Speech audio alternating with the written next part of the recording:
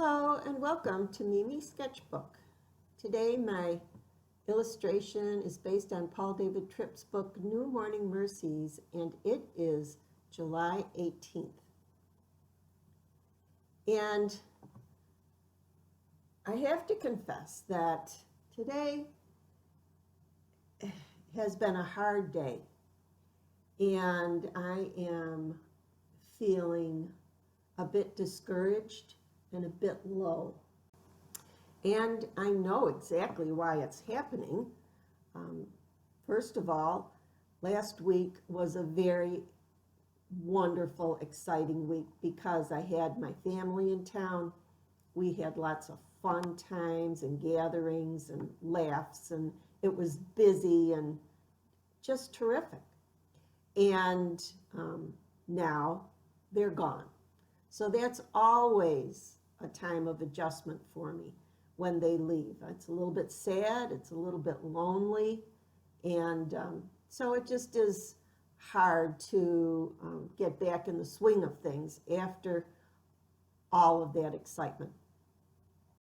The second thing that's going on is because of this coronavirus, and I'm not able to see another part of my family for 2 weeks because of a possible threat of the virus, and I can't see them for 2 weeks. So that has me very sad. A third thing that is getting me down is I listened to a news report that someone had sent me and about what's going on in government, and that news just totally discouraged me. So lots of times I go out into my garden, and that always makes me feel better. But I'm in such a kind of blue mood. I went out in the garden, and it seems like everywhere I looked, I was being discouraged. I did a mass planting of these dwarf daisies this year, and this is what they should look like. But it seems there is a virus in some of them, and this is all they're doing. They're very pinched and stunted. And the same thing seems to be happening in the salvia. And another plant that I really depend on for color this time of year are my hydrangeas. And I am just barely getting one bloom per plant.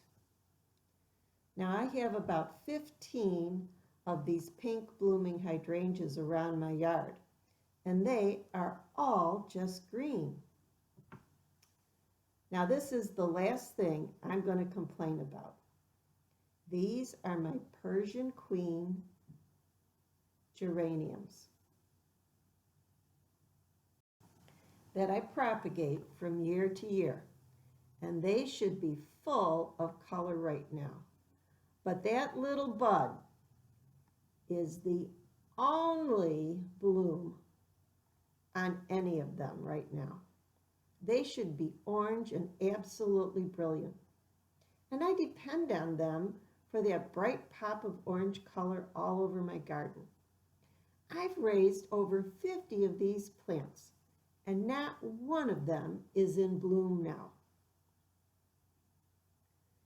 In my head, I am screaming, "Come on, get blooming. What is taking so long? It's almost August. Where are the orange flowers that I'm longing to see?" Today, in his opening statement, Paul Tripp says, "God's grace calls you to suffer, and it calls you to wait, but it never calls you to stand on your own strength and to stand alone."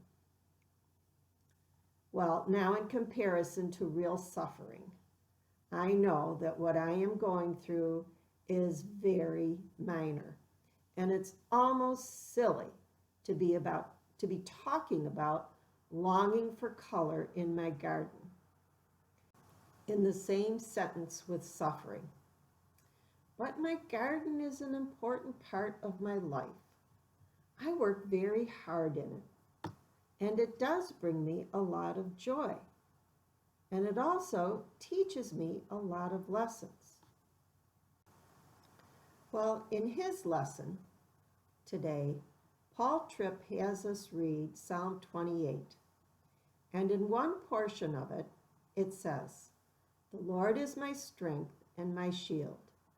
In him my heart trusts, and I am helped. My heart exalts, and with my song I give thanks to him." And that made me stop and ask myself, am I singing a song of praise, or am I singing a song of woe is me? It's no wonder I feel like I'm walking in the valley of despair, and I'm wallowing in it.